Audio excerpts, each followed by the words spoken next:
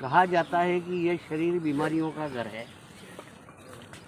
एक बीमारी ठीक होती है, दूसरी बीमारी चालू हो जाती है। एक का इलाज करवाते हैं तो दूसरा रोग खड़ा हो जाता है। सबको बोलना और आदमी अस्पताल में लाइनों में खड़ा रहता है, मेडिकल स्टोर से दवाइयाँ लेता है और दवाइयाँ खाता रहता है, इलाज कराता रहता है और रोगग्रस्त रह करके जीवन बिताता है। बहुत सारी बीमारियां ऐसी है जो हमें पता लग जाती है, परंतु हम कभी असहज महसूस करते हैं तो ये पता ही नहीं लगता कि हमें कौन सी बीमारी है। अब जब हमें ही पता नहीं लगता है और हम डॉक्टर के पास में जाते हैं तो डॉक्टर भी उसको डायग्नोस नहीं कर पाता है और वो उसको जांचें लिख देता है और डायग्नोस्टिक सेंटर पे भेज देता है। वहाँ से रिपोर्ट आती है और पता लगता है कि आपको ये बीमारी है और ये इसका क्या क्या इलाज है, फिर ये डॉक्टर प्रिस्क्रिप्शन में लिख करके न करते हैं। परंतु इतने सारे झंझट में पड़ने की आवश्यकता आपको नहीं है, क्योंकि जैसा खाओ अन्न वैसा होता है मन। पर इसके साथ में एक और बात है कि जैसा खाओगे अन्न वैसा बनेगा तन। अगर अपने तन को स्वस्थ रखना है तो आपको जो भोजन में घटक हैं अन्न के, उन्हें ढंग से उनको किस तरह से खाना है। ये 8 चीज़ें भोजन के घटक हैं, 8 वस्तुएं। यदि इनको ढंग से आपने उपयोग में कर ली तो आपको कभी बीमारी का सामना करना पड़ेगा नहीं। और ये 8 चीज़ें हैं, वो है घी तेल, गुड़ शक्कर, आटा नमक और पानी और दूध। ये 8 चीज़ें अगर आपने ढंग से उपयोग में ले ली तो फिर आपको कोई बीमारी होने वाली नहीं है। अब सबसे पहली चीज़ है घी।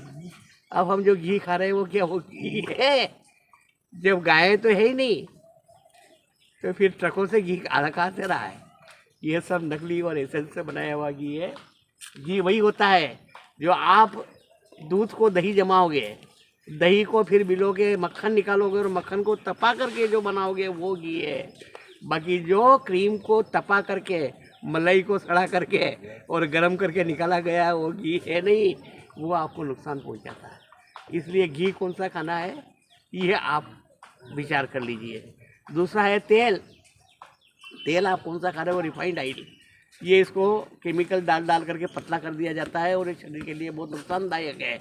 इसलिए घानी का तेल, बिना रिफाइंड किया हुआ तेल खाएं और हो सके तो सोयाबीन के तेल को उपयोग न करें।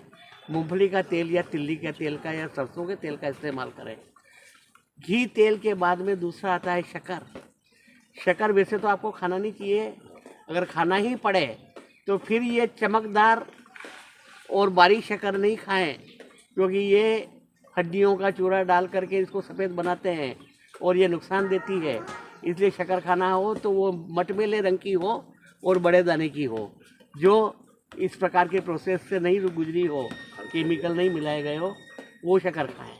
और उसके बाद में गुड़ को भी चूना डाल कर सफ़ेद बनाया जाता है, तो गुड़ वो खाएं जो चॉकलेटी रंग का हो और देसी गुड़ हो, वो गुड़ खाना चाहिए। फिर आटा हम खा रहे हैं, वो हमारे के लिए सबसे बड़ा नुकसानदायक है। सबसे बड़ा तो ये है कि आपका शरीर को बेडोल बनाने वाला और बीमारियों को पैदा करने वाला गेहूं का आटा है। इसलिए हो सके जितना गेहूं के आटे का कम से कम प्रयोग करें। मिलेट यानी श्री अन्न, यानी कि आप मोटा अनाज खाएं। और सबसे बढ़िया भोजन के लिए आटा है ज्वार और बाजरा। इनके आटे की रोटियां आप खाओगे तो कभी बीमार नहीं होगे। ज्वार को माता कहा है, कोई भी अन्न को माता नहीं कहा गया, सिर्फ ज्वार माता और सबने देवे साता। इसलिए ऐसे बन खाएं और फिर उसके बाद में उन्हें हो सके जब तक यदि घर की चक्की से पीस करके खाएं और उसका चोकर भी नहीं निकालें तो वो आटा आपको फायदेमंद करेगा। उसके बाद में नमक। हम नमक भी कौन सा खा रहे हैं? वो नमक जो समुद्री है, वो नमक बहुत नुकसानदायक है। आपको सेंधा नमक शीला का वो और वो उसके डल्ले लाना चाहिए और घर में कूट करके पीस करके वो नमक, और नमक को जो भोजन में डाल दिया बनाते वक्त बस वही पर्याप्त है, ऊपर से नमक डाल करके भोजन न करें। और उसके बाद में आता है आपका दूध। वो दूध आप कौन सा जर्सी गाय का पी रहे हो, भैंस का पी रहे हो, तो वो दूध नहीं है। सिर्फ गाय का दूध मिले तो ही पिए वरना दूध पिए ही नहीं। और फिर पानी, ये पानी जो हम कौन सा पीते हैं, फ्रिज का पीते हैं, मिनरल वाटर पीते हैं, ये बहुत नुकसानदायक है। आरओ का पानी ये पीने के लिए मटके का ठंडा पानी पिए। और भोजन बनाने में जो पानी का उपयोग करें वो नलकूप का करें। और पानी को छान के पिए, क्योंकि जैन धर्म में पानी को छानने का सबसे ज़्यादा महत्व बताया गया है। हर जगह जैन धर्म में नलों के ऊपर छन्नियाँ लगी हुई है और छना हुआ पानी पीते हैं। और कहते हैं सगा करना जान के और पानी पीना छान के, और हो सके तो पानी को धो करके पिए। अब क्या पानी को कैसे धोएंगे, तो धोवन पानी हमेशा कंडे की राख रात को पानी में डाल दें और सुबह में उस पानी को निकाल के धोए पिए। वह पानी अगर आप पिएंगे तो ये 8 चीज़ें जो भोजन की है, इनका अगर आप सही ढंग से समायोजन कर लेते हैं तो फिर आप किसी हालत में बीमार नहीं होंगे। न आपको दवाइयाँ गोलियाँ खाना पड़ेगी, न अस्पताल जाना पड़ेगा, और न शरीर आपका अस्वस्थ होगा। इसलिए स्वस्थ जीवन जिए और भोजन के जो 8 घटक है उनका पालन करें।